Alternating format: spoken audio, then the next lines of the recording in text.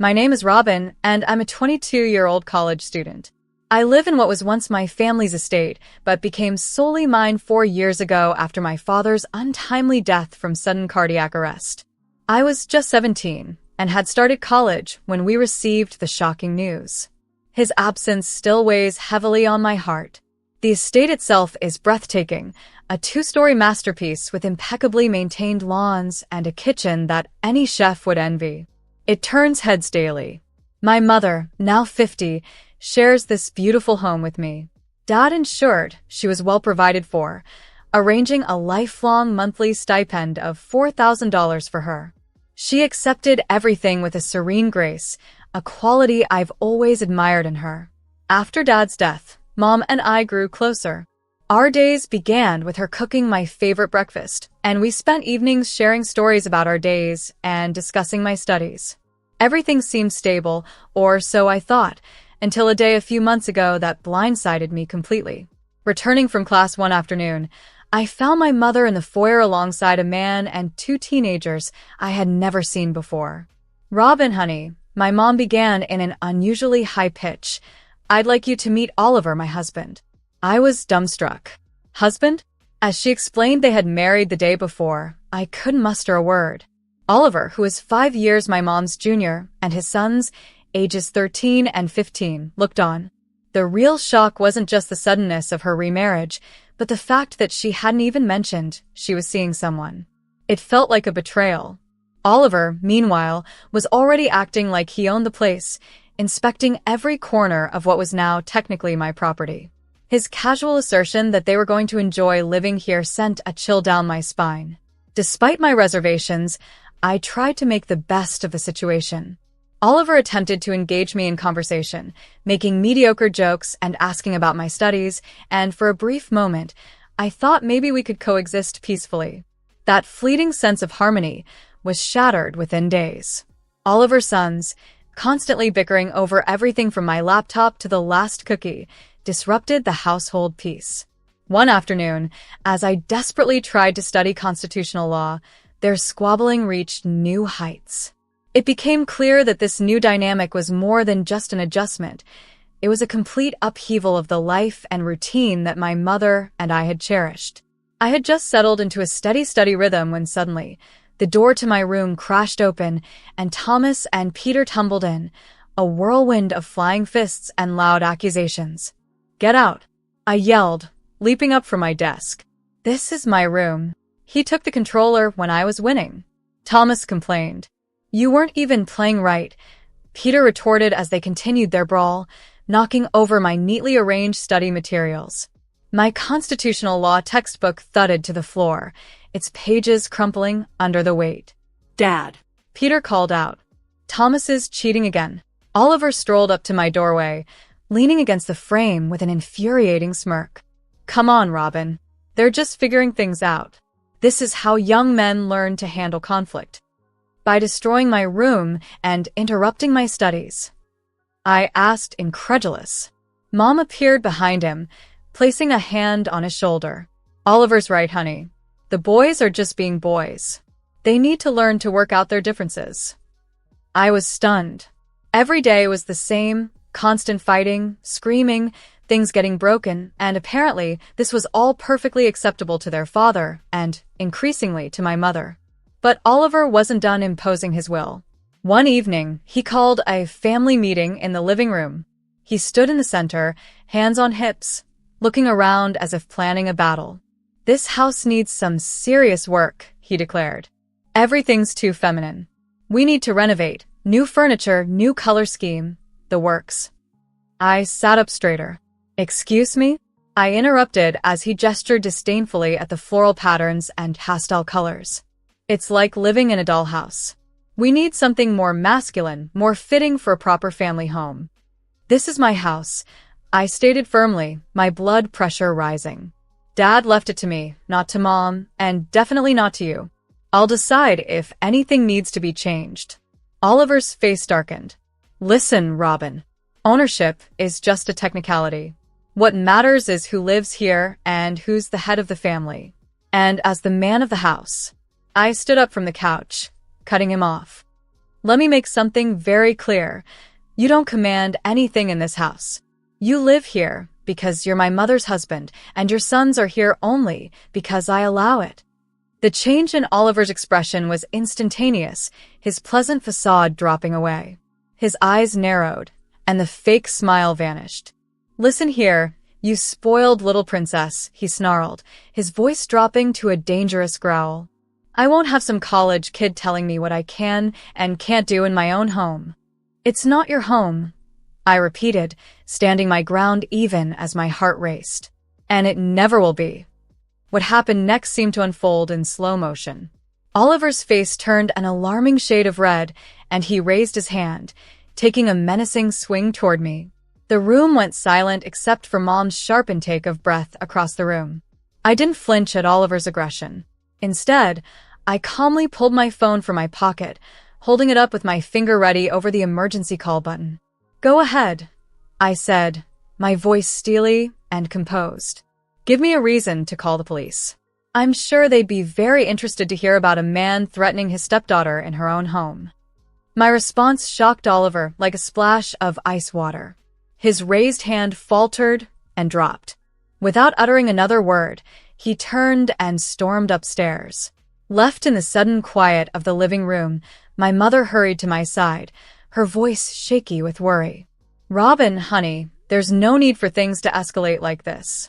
Oliver is just trying to find his place in our family dynamic. He needs time to adjust to everything," she pleaded. I stared at her in disbelief. Was she defending him after he had almost struck me? She wrung her hands nervously. "He needs to feel like the man of the house, like a real man. You know how important that is for men, sweetie. Please try to understand." Looking into my mother's pleading eyes, I searched for traces of the strong, sensible woman who had raised me.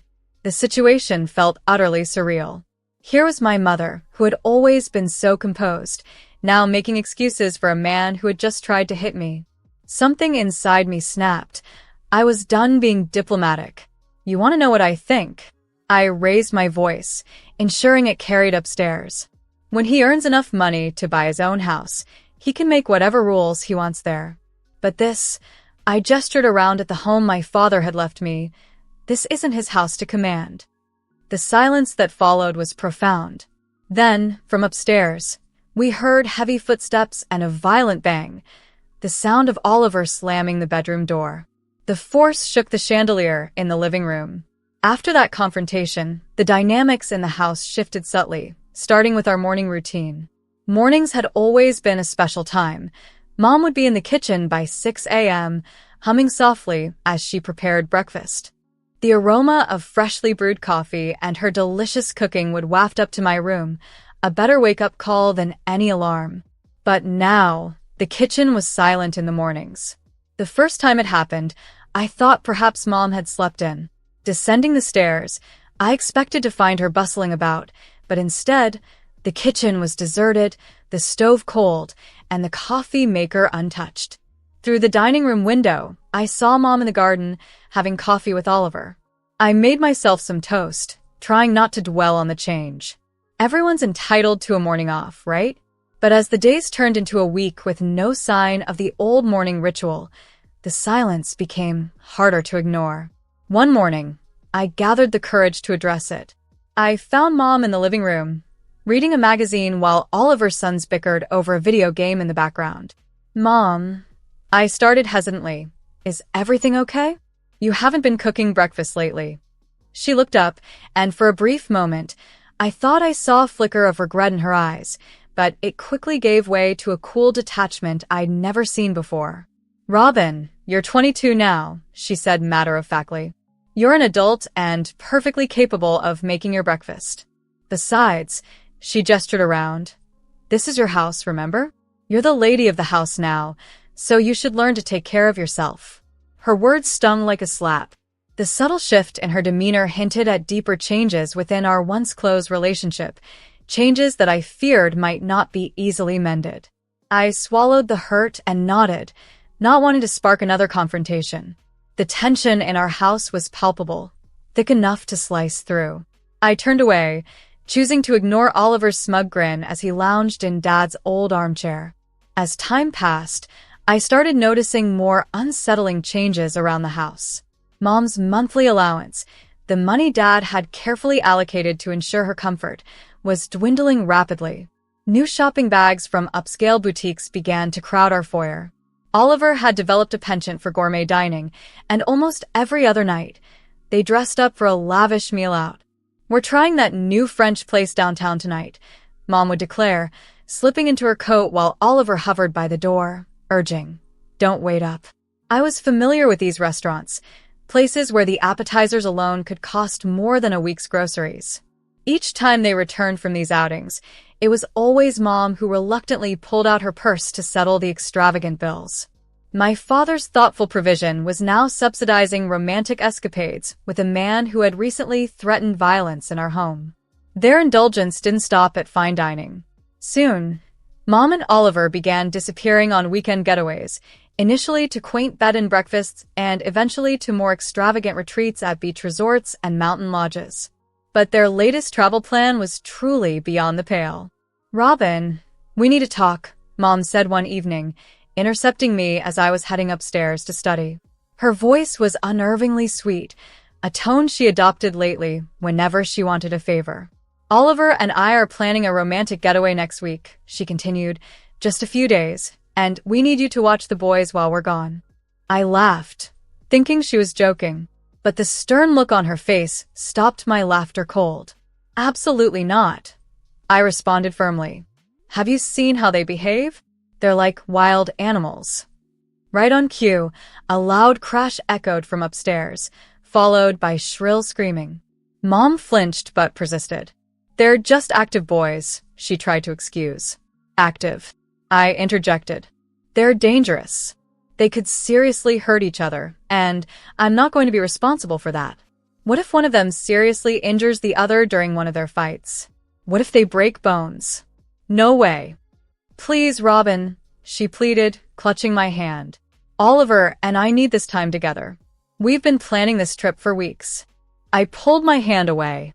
"Then take them with you. Or better yet, leave them with Oliver's mother. She only lives 20 minutes away." "Oh, she's too old to handle them," Mom replied quickly. "And I'm too young," I shot back. "Besides, I have plans that week. I have a study group, assignments due." The argument dragged on for another hour, with Mom oscillating between laying guilt trips on me and making empty promises about the boys' behavior. I held firm, and ultimately, they had no choice but to take Thomas and Peter along on their trip. The morning of their departure, the atmosphere was thick with discontent.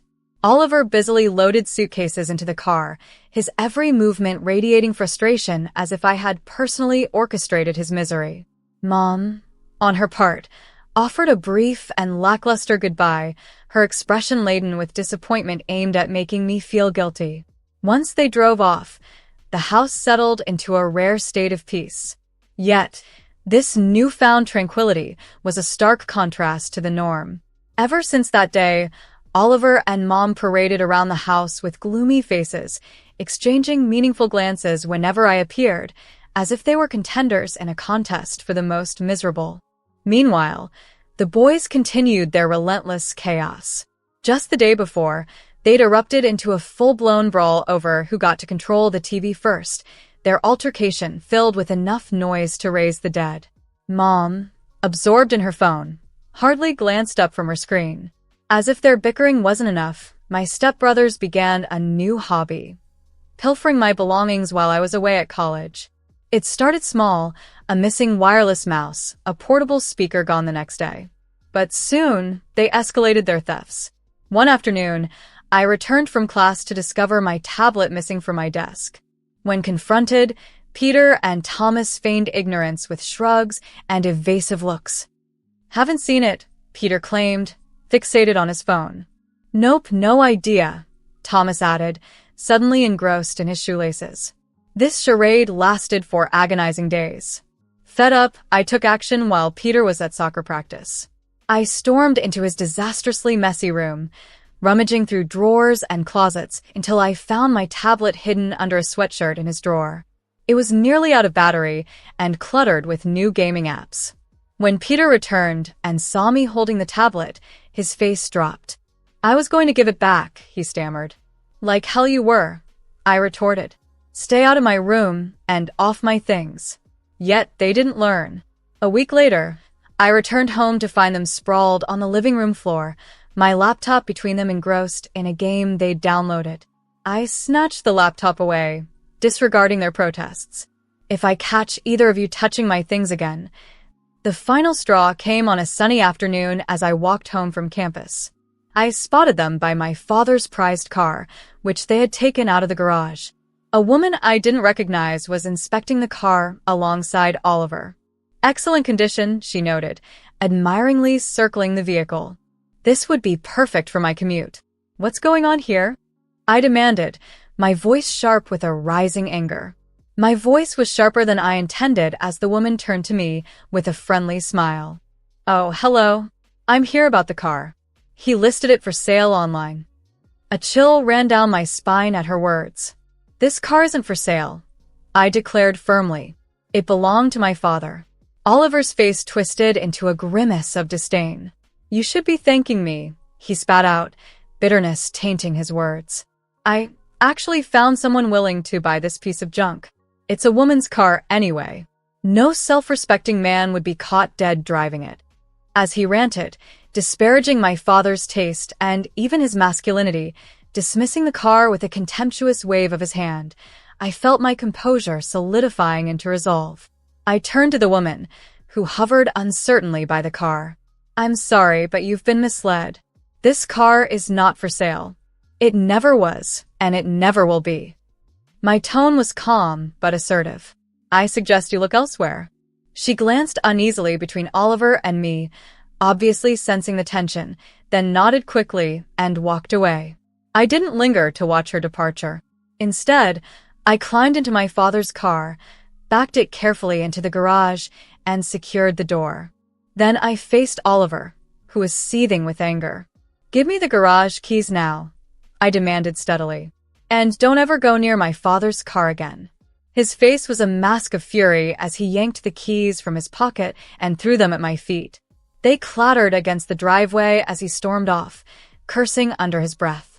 Later that evening, my mother confronted me in the kitchen. "How dare you speak to Oliver that way?" she hissed. "Do you have any idea what kind of problems you're making for yourself?" I slammed my glass down on the counter, my frustration reaching its peak. "Problems? Do you want to talk about problems? How about him trying to sell Dad's car behind my back? How about him insulting Dad's memory? He was just trying to help. That car is just sitting there," she argued weakly. "That car," I cut her off, "is mine. Just like this house is mine. And I've had enough. Oliver and his sons need to leave. I'm done with the fighting, the stealing, the disrespect. I'm done with all of it." My mother's voice rose to a shriek. "You're kicking us out? Your mother?" "No, Mom, not you," I said, taking a deep breath. "You can stay. You're my mother, and this was your home too. But Oliver and the boys need to go." She stared at me as if she were seeing a stranger. Then her expression hardened. "If they go, I go," she declared. Her words struck me like physical blows, the finality in her voice echoing painfully in the suddenly too quiet kitchen. I stood firm in my resolve. "That's your choice," I said calmly as they prepared to leave. By the next afternoon, I watched from my window as they loaded their cars with boxes and suitcases. Mom left without saying goodbye, a silence that spoke volumes. After they departed, I retreated to Dad's study, surrounded by his books and the familiarity of his photos, trying to absorb the whirlwind of events. However, a nagging thought persisted. This wasn't over. Oliver wasn't the type to simply walk away. I knew I needed professional advice. The next morning, I called Aiden Caleb, a close friend of my dad, and the lawyer who had handled his will. He had always told me to reach out if I ever found myself in need. "This is serious, Robin," Aiden said after I briefed him on the recent upheavals. "Your mother has no legal claim to the property. Your father was very clear about that in his will. But if she decides to file a lawsuit, which she might..." I started to interject, but then hesitated, unsure of what Mom might do now. "Legal battles are expensive," Aiden continued. "Even if we win, and we would win, you'd spend a lot of money and time in court. not to mention the emotional toll. He leaned back in his chair, thoughtful. My advice is to try to resolve this amicably before it escalates. Aiden's prediction came to fruition sooner than expected. Just 3 days after our conversation, my phone rang with Mom's name flashing on the screen. "I'm filing a lawsuit," she stated bluntly, "for division of property. You can't just throw us out." I contacted Aiden immediately after hanging up. "Let's try mediation," he suggested. "Get everyone in a room with a neutral third party. It'll be cheaper and faster than going to court." The mediation was scheduled for the following week. I arrived early, accompanied by Aiden. Mom walked in shortly after, flanked by her lawyer and, unsurprisingly, Oliver. Aiden took charge of the meeting right away. "Let's be clear about what we're dealing with here," he began, spreading documents across the conference table. Mr. Parker's will was ironclad. He had it drawn up by one of the best estate lawyers in the state. That's me. He methodically walked them through the legal specifics, his tone calm yet authoritative. The house, the car, everything was left to Robin. "Mrs. Parker, you received a generous monthly allowance, which you're still getting. There's nothing here to dispute." Mom's lawyer shifted uncomfortably, clearly unnerved by Aiden's straightforward approach.